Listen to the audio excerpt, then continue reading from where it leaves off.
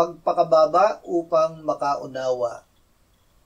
Hindi naunawaan ng mga alagad ang sinabi ng Panginoong Hesus na siya ay ipagkakanulo at papatayin at matapos ang 3 araw siya ay muling mabubuhay.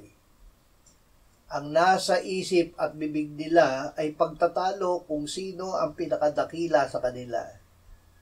Itinuwid sila ng Panginoon.